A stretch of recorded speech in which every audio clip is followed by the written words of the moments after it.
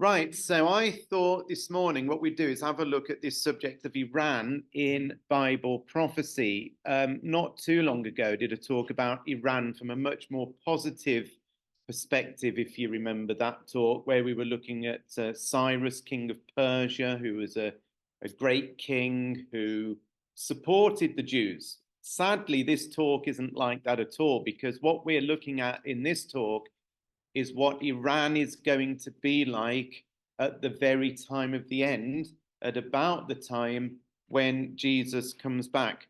Now, this isn't like a history lesson on Iran. We're not going to go back centuries and look at how things have changed and developed because we haven't got time.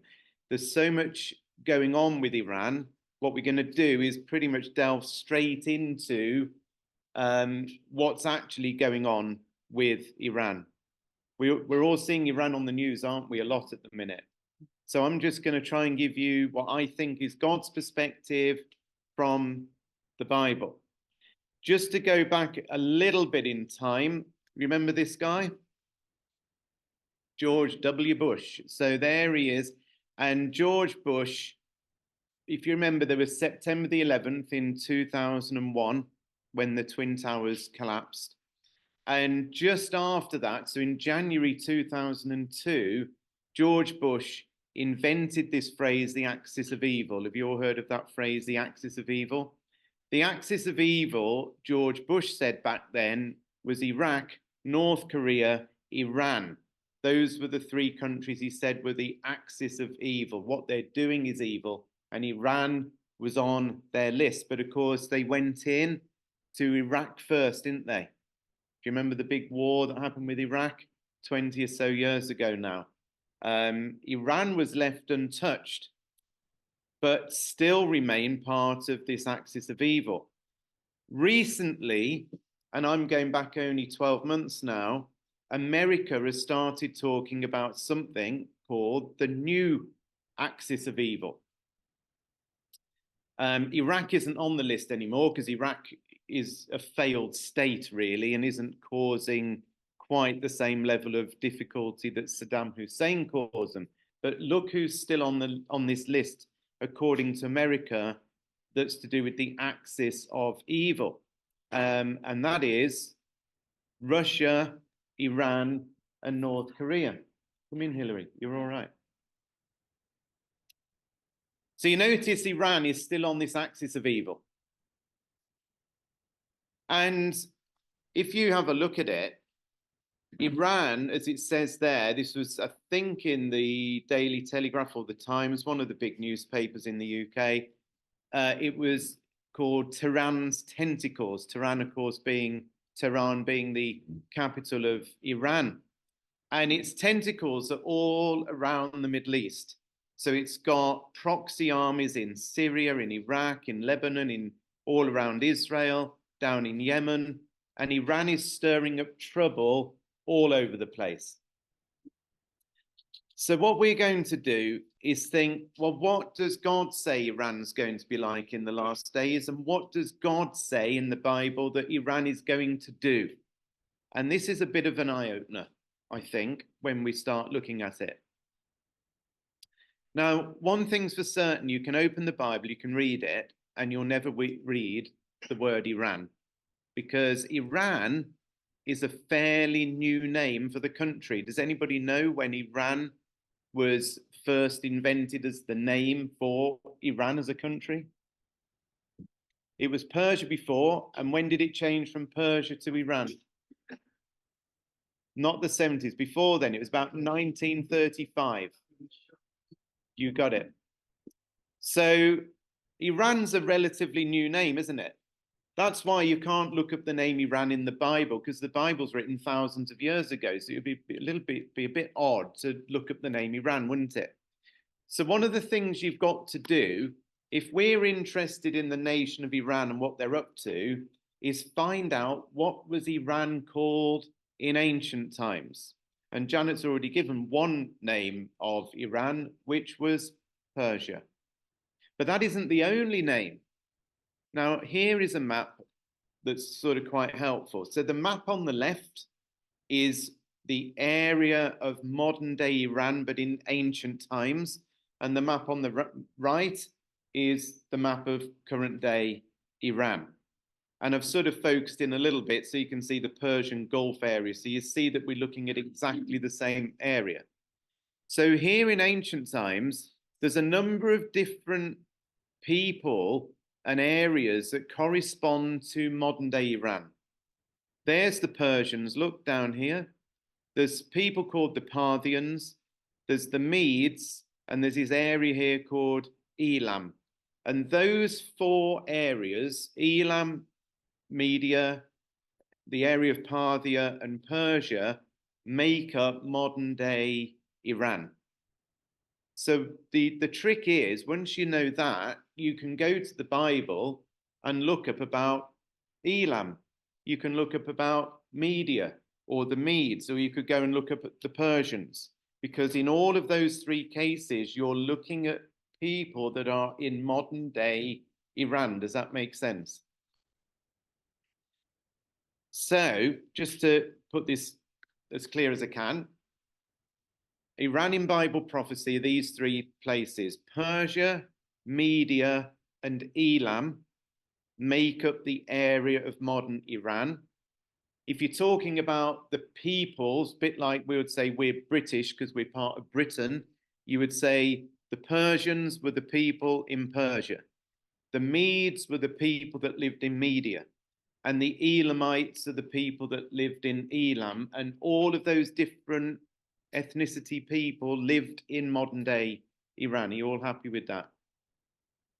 By the way, the Parthians isn't on there. The Parthians is mentioned once and only once in the entire Bible. That's in Acts chapter 1 or 2, chapter 2 probably. And that's the only time they're ever mentioned as a people. So we're going into the Old Testament to look at prophecies, and we're going to be looking at Persia, Media, and Elam. But we're going to do it in reverse. So what we're going to look at first of all is a prophecy to do with Elam. In Isaiah chapter 21, we read about Elam and we also read about Media, right? Just to put Isaiah 21 in context, because you might think that I've just pulled this passage out of a random chapter in the middle of nowhere that's sort of out of context from the last days. And it isn't. It's a big subject to look at, but from Isaiah chapter 13 all the way through to Isaiah chapter 24, they are prophecies about the last days involving different nations on planet Earth. So, for instance, the destruction of Damascus that we've talked about in terms of Syria is in that sequence of chapters in Isaiah chapter 17 and so on.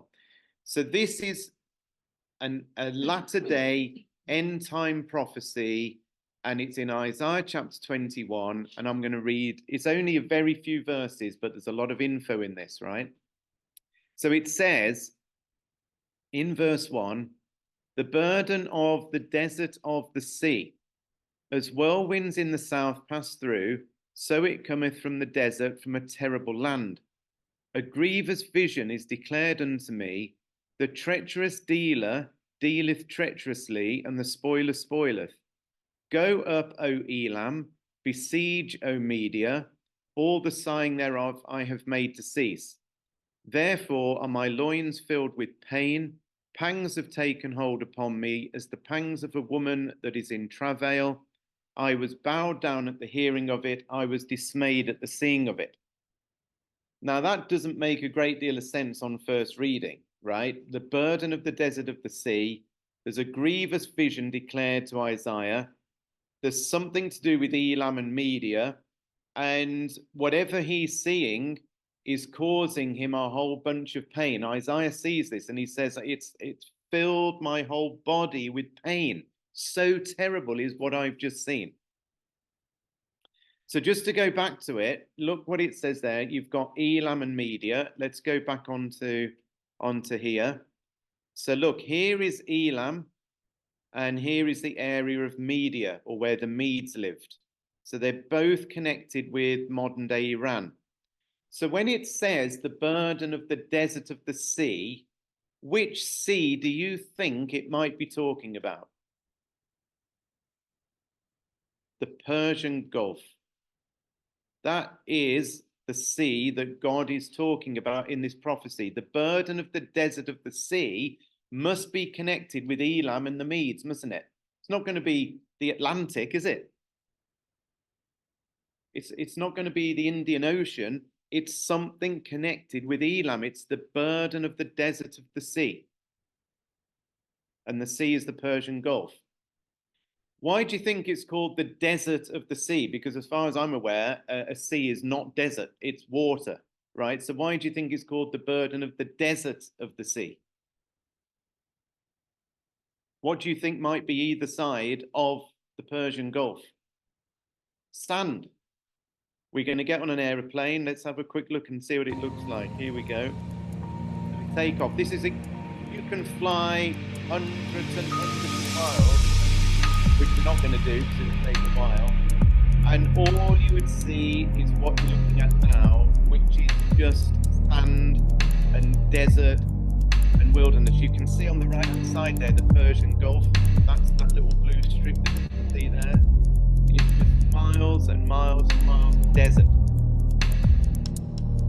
Hundreds and hundreds and hundreds of miles on both sides. In Saudi Arabia on the one side and Iran on the other. So when God says this is the burden of the desert of the sea, it's definitely talking about the Persian Gulf. You know where it says in verse 3, where Isaiah says that pangs or pain has taken hold of me, as pain or contractions, you might say, as a woman in travail. This is a phrase that's used quite a lot in the Bible about Jesus coming back, about the world being as a woman in labor, basically.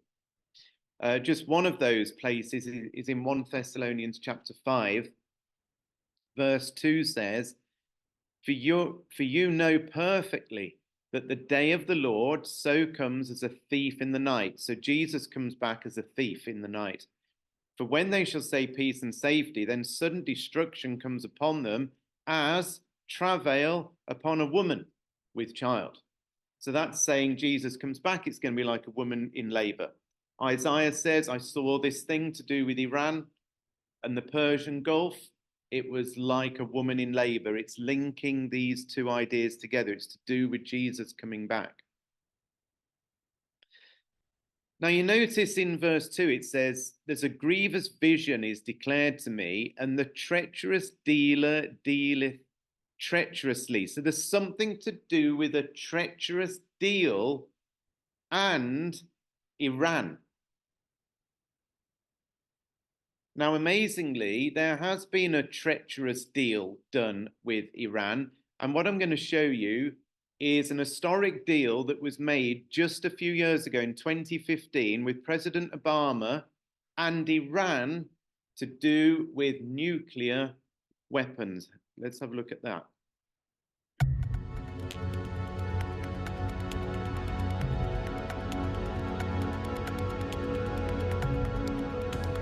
Because America negotiated from a position of strength and principle, we have stopped the spread of nuclear weapons in this region. این ایستادگی مردم و مقاومت بود که طرف مقابل را به خوبی پای میز مذاکره آورد.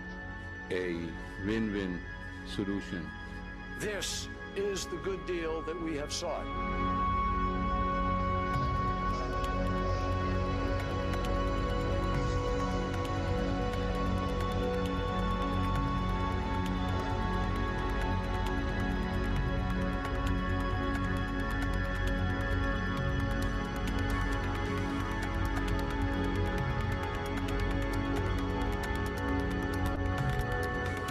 So a deal was done back, sorry, the volume's a bit low. A deal was done back in 2015 to do with Iran and nuclear weapons. However, it's a treacherous deal, and Israel has called this out from the very beginning, that this deal is not a good deal. It's a treacherous deal. In fact, a book has recently come out by this chap called Mohammed al-Baradei. Mohammed al-Baradei was the head of the IAEA, which is the International Atomic Agency, Energy Agency, and he served 3 terms. So he was absolutely, completely involved in the nuclear negotiations with Iran and so on. And his book is called The Age of Deception, Nuclear Diplomacy in Treacherous Times. God says there's going to be a treacherous deal done in relation with Iran at the time of the end. And this book is all about the treachery to do with the nuclear deal that's been done with Iran. Have a look at this. Well, the threat from Iran goes far beyond its support of terrorism. The world is focused on the war against Hamas in Gaza. And Tehran is using the distraction as a cover to develop its nuclear weapons program. CBN Middle East Bureau Chief Chris Mitchell has that story.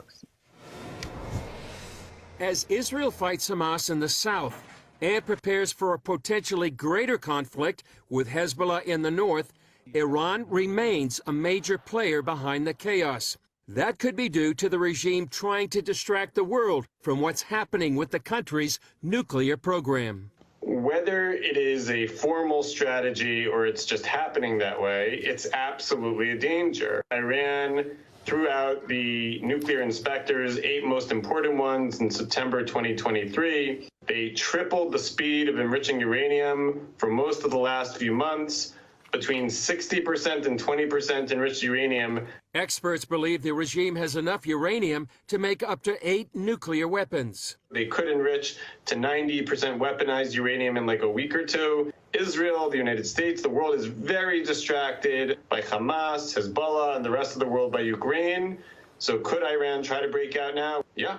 Iran claims it successfully launched 3 satellites earlier this year. Do you get the gist of what it's basically saying is that during this current conflict with Israel and Hamas, Iran is taking that as an opportunity to break out and develop more of its nuclear program and develop nuclear weapons. So there's great concern at the minute that the deal that was done only a few years ago is about to unravel, and it's going to end up in a treacherous situation. In other words, Iran is going to do something.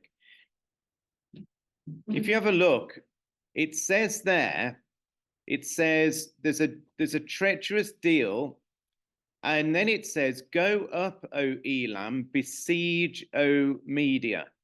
And the words to go up and besiege means to rise up militarily, and the word besiege means to shut up or to confine or to cramp. So in other words, Iran is going to rise up militarily, and it's going to shut something down. It's going to cramp something. It's going to constrict something. And it's all to do with the burden of the desert of the sea. So in what sense, I wonder, could Iran have something to do with this Persian Gulf area here that's to do with a treacherous deal that is to do with them confining or cramping or restricting something, and it's in a military fashion, because that's what Isaiah 21 says. Well, see if you can hear this. We'll see how we get on. This is a stretch of water that's only a tad more than 30 miles wide. It's so small that you couldn't even fit Luxembourg inside of it, and yet these 30 miles make up the most important location to understand in the entire known universe. By controlling these 30 miles, you can effectively rule the entire world, and by closing them down, you can effectively destroy the world. And this is why. There is more oil and natural gas in the seas of the Persian Gulf and the land immediately surrounding it than anywhere else on the planet Earth. Since 1/3 of all the world's oil production is currently taking place around the Gulf, and 1/3 of the world's energy is powered by oil, and since a further 1/5 of natural gas production takes place around the Gulf, and about 1/5 of the world's energy is powered by gas, it can therefore be said that about 15% of the entire planet's energy supply comes from around the Persian Gulf, and largely behind the Strait of Hormuz. This is why the 30 miles of water here is so insanely important, because roughly 15% of all the energy that humanity is collectively consuming right now largely has no other choice but to pass through it. No other choke point in the 21st century's global transportation network can come anywhere even close to that level of critical importance. single source for all of humanity's energy, all of this presence in the area from the United States is generally in place to ensure that the oil continues flowing, and to counter Iran's influence over on the other side of the Strait. The United States and Iran have had no official diplomatic relations for more than 40 years now, since 1980, and relations between the two sides of the Strait have been continuously tense. In the event of a war breaking out, Iran has made numerous threats over the years to close the Strait of Hormuz from their side over to Oman, which, if successful, would shatter the world economy. And that's enough of a threat to always make America, or any other foreign power, think twice. Iran also possesses a massive arsenal of thousands of maritime mines that they could theoretically quickly fill the 30-mile-wide strait with that would ground all trading activity through it to a halt for who knows how long. Theoretically, Iran could probably shut the strait down, but doing so would almost certainly invoke a very sharp response from a coalition of countries who would be staunchly opposed to it, likely led by the United States. Is that interesting? That is pretty incredible, isn't it? Because you go back to this, God says there's going to be a burden of the desert of the sea. We know that's the Persian Gulf. There's going to be a treacherous dealer doing a treacherous deal. In other words, the deal is going to unravel. Go up, O Elam, besiege, O Media. It means to rise up militarily and to besiege and shut up and confine. That in itself brings Isaiah to the point of saying, actually, this is like labor pains of a woman in travail, which we know is directly related to Jesus coming back. He was so dismayed at the seeing of it. In fact, there's another few verses that come after this. He is so upset by what he's seen, so dramatic are these events that he's absolutely bowed down in pain because of it. This is what I believe is going to happen at some point in relation to these verses. Iran will shut down the Persian Gulf at some point, and it will bring a terrible, terrible time, or part of the time of trouble. The next chapter in Isaiah chapter 22 says that the Lord, the Almighty, has a day of tumult and trampling and terror in the valley of vision, a day of battering down walls and of crying out to the mountains. And notice it says that Elam, part of Iran that we've looked at, takes up the quiver. A quiver, of course, is the thing that holds the arrows. And the arrows nowadays aren't real arrows, are they? They are missiles. Iran is obsessed with missiles, as we're about to see. Because in Isaiah chapter 13, the start of the sequence of looking at nations that cause national nightmares for the world at the time of the end, it says in verse 17, God says, behold, I will stir up the Medes. Where are the Medes? Iran. God says, I'm going to stir them up. They don't regard silver and gold. They don't care about economics and money. Iran is driven by ideology, not cash. Look what it says. Their bows, their arrows, are going to dash the young men to pieces. They will have no pity on the fruit of the womb. Their eye will not spare the children. So there's this raising up of Iran. The Iranian attack is ongoing. Our planes are in the air. Tonight, wide-scale attack by Iran is a major escalation.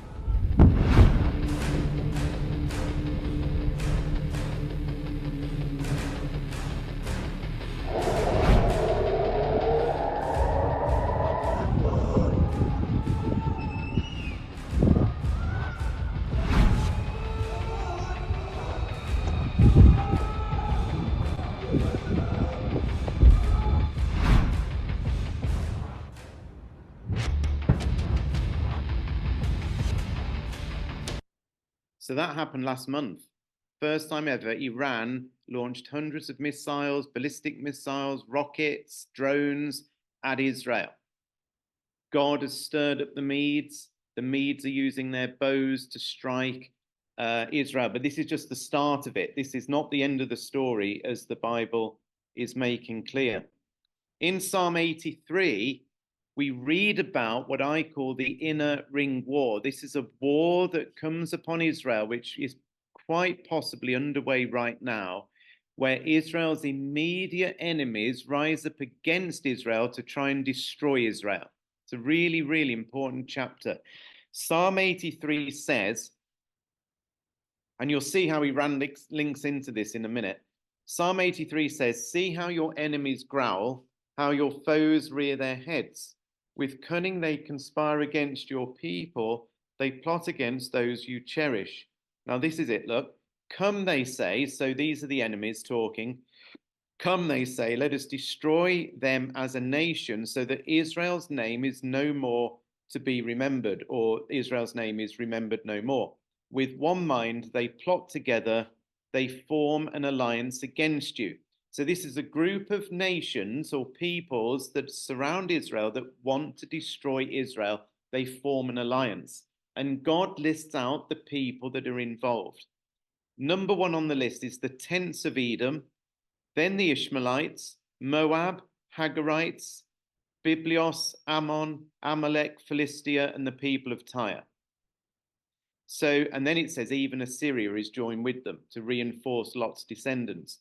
Now, if you take all of those people, Edom, Ishmaelites, Moab, and so on, and put them on a map, it looks like this.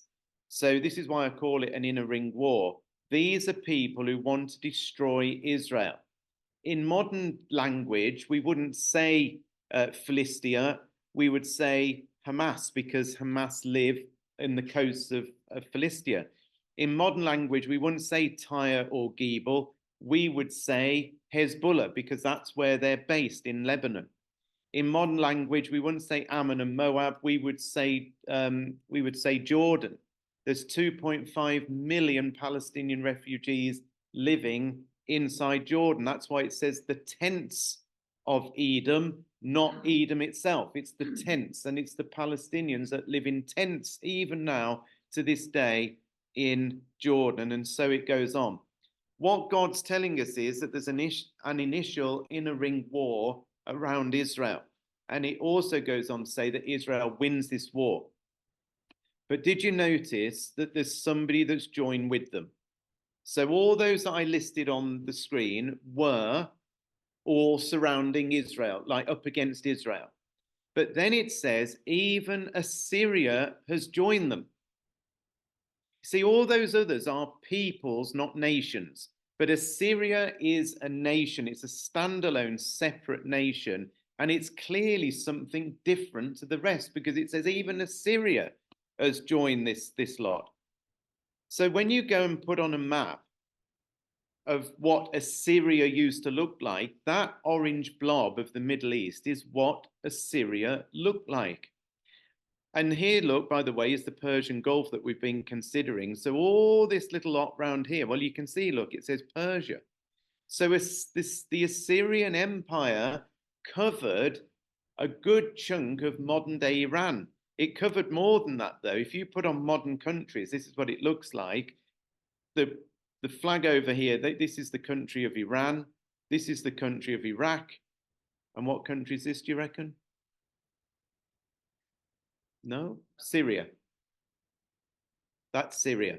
So basically, really, I think you could either say Iran's definitely involved, or you could say that whole crescent of nations is supporting the military action against Israel on the initial inner ring war. But who's the most powerful out of those three nations? It's Iran, isn't it? Syria is pretty much a broken state still at the moment. Iraq definitely is. Iran is the power behind the... So this bit up here is Turkey. So there's a little bit of Turkey coming into that as well. Absolutely. Have a look at this, though.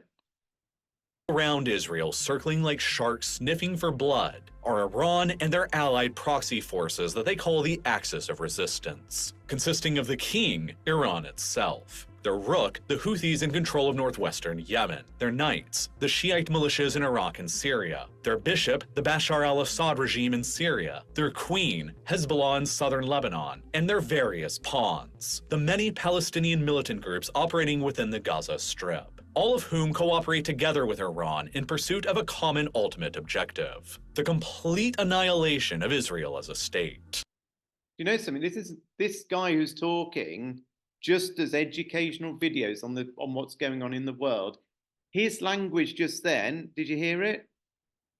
These people have come together with one aim to destroy Israel as a state. Is almost word for word Psalm 83. And he lists out every single solitary part of Psalm 83 in his description there. I mean, it's utterly astounding, really, when you think about it. It's not a religious organization putting this video together, and yet he's described exactly what is going on, the power of Iran against Israel and supporting all these proxy forces around Israel to destroy Israel. The last thing that we're just going to spend a couple of minutes looking at is the one that probably we know most of all, which is Persia. So we've looked at Elam, we've looked at Media, we've seen that Iran has got a lot of trouble in store for planet Earth, but there's more, and it gets even worse, really, because when God talks about Persia, there's a lot of times that Persia's mentioned in the Bible, by the way, and some of them, as we said at the start, are in a very good perspective, because Persia was once upon a time very supportive of Israel.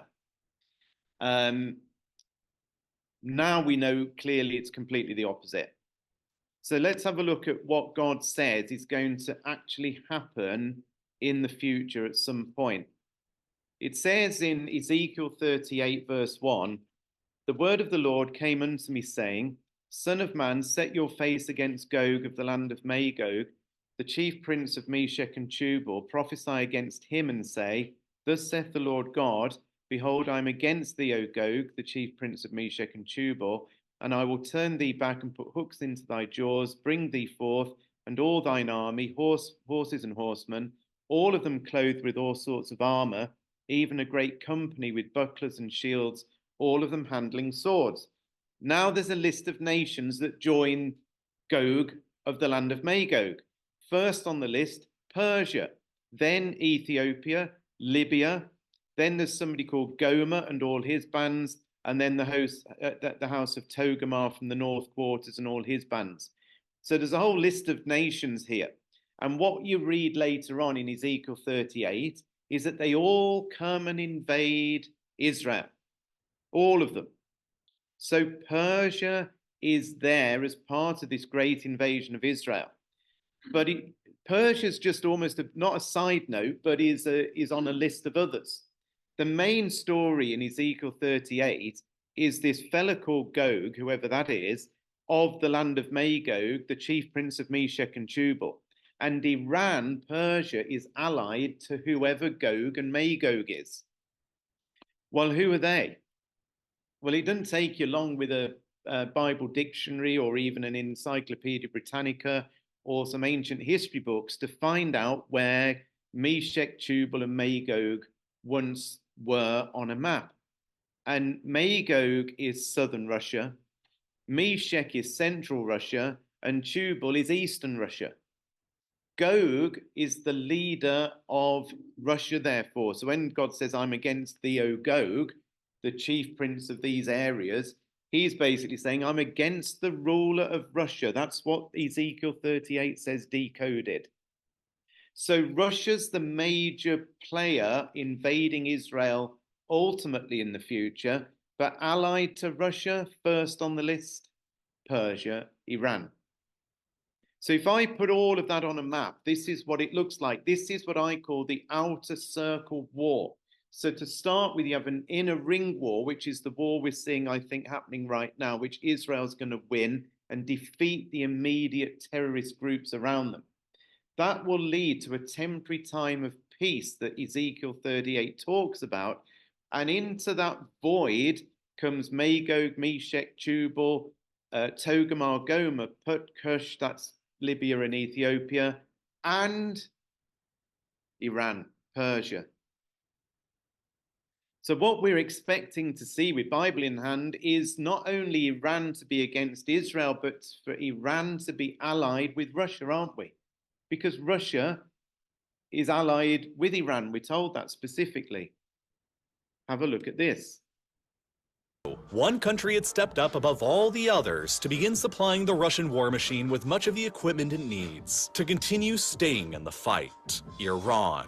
As the winter season of 2022-23 set in, hundreds of Iranian-manufactured kamikaze drones known as the Shahed 136 suddenly began appearing across the battlefield in Ukraine under Russian service. The Russians would go on to use swarms of these relatively inexpensive Iranian-made drones to help bombard Ukrainian civilian infrastructure into rubble by overwhelming their air defenses with sheer numbers. A tactic which eventually contributed to roughly half of the Ukrainian electric grid getting knocked offline in a deliberate campaign of terror. But it's not just the drones that the Iranians are actively sending to assist the Russians either. The Islamic Revolutionary Guard Corps, better known as the IRGC, is the unconventional, asymmetric, and ideological military wing of the Iranian armed forces. And by the end of 2022, they had deployed many of their own military advisors and soldiers on the ground within the Russian-occupied sections of Ukraine. And in addition to the hundreds of kamikaze drones, the Iranians have also been providing the Russians with much-needed ammunition, artillery shells, ballistic missiles, and body armor to help keep their inventory stable and to help keep them fighting on for longer.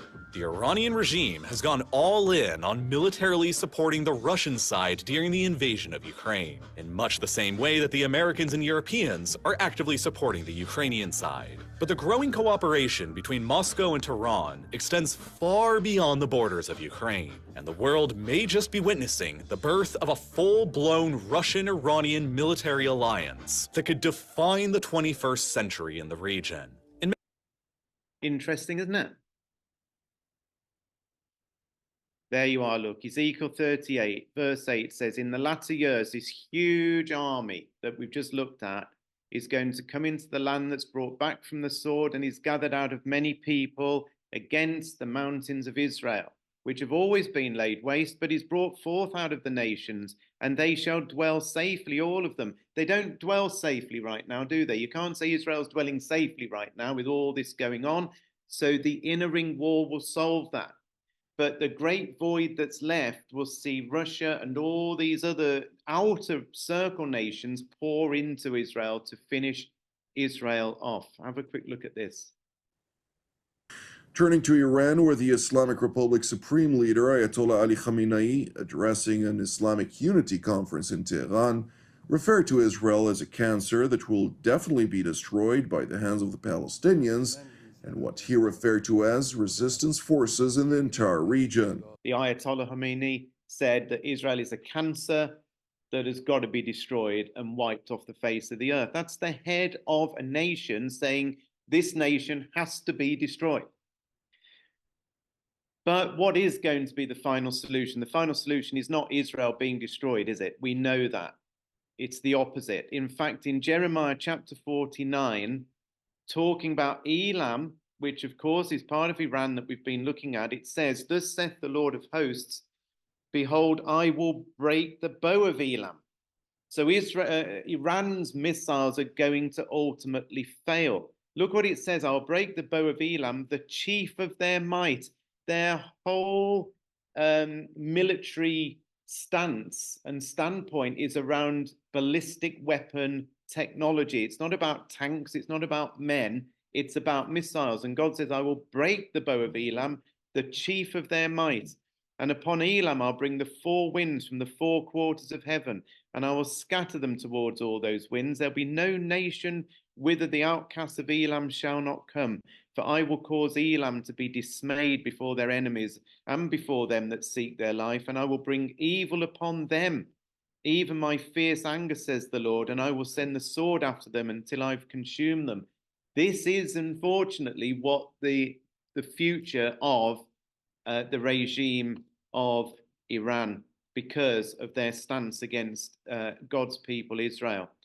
In fact, right there in the middle of Elam, ancient Elam, in modern day Iran, is one of the main nuclear power plants on the map there at Bushehr in southwestern Iran. There's every likelihood that this comes to nothing and is destroyed at some point, because the belief is that nuclear weapons and other things in this treacherous deal are being manufactured in that very place. In Ezekiel 38, we read that God gets involved when the outer circle war is happening and Russia invades with Iran and invades Israel, there's great, great trouble coming on planet Earth at that point, because it says, surely in that day, this is verse 20, there'll be a great shaking in the land of Israel, so that the fish of the sea and the fowls of the heaven and the beasts of the earth and all the creeping things that creep upon the earth and all the men that are upon the face of the earth shall shake at my presence, and the mountains will be thrown down, and the steep places will fall, and every wall shall fall to the ground. I mean, this is one big earthquake, isn't it? Every person on planet Earth will feel this, the impact of the earthquake that comes at this time when Russia and Iran invade Israel. And God says in the next verse that I will punish you and your armies with disease and bloodshed. I will send torrential rain, hailstones, fire, and burning sulfur. It's a real time of trouble coming on this world centered on Israel. But the point of all of this isn't to frighten us and to think, actually, this is the horror story and Iran is doing all these things and then God intervenes and everything is destruction. That isn't the final part of the story. The final part of the story is that Jesus himself, at this very time when Russia and Iran invade, will come into Jerusalem physically back from heaven to this earth and establish a kingdom upon this earth. And it actually says in Zechariah 14 verse 9, and this is the hope, that the Lord, that's talking about Jesus initially and God himself ultimately, shall be king over all the earth. In that day, there'll be one Lord and his name one, and there won't be any more utter destruction, but Jerusalem shall be safely inhabited. So think, God has given us all these things to look at. You know, all these verses scattered around the Bible are there to help who? It wasn't to help people 100 years ago or 1,000 years ago or 2,000 years ago. They're specific messages for those people who live at the time of the end to help us get ready, be prepared, to shake off all the other stuff that might be filling our hearts and minds, which the world's trying to do 24/7 on the TV and radio and magazines and everything else. And he says, look at what is happening. And what it does, in my view, is that if you read the Bible and it becomes like a news report compared to what we see, for me, that strengthens faith. That that's what this is about. God is trying to strengthen our faith. And we might say, well, I've got a strong faith without looking at all these things.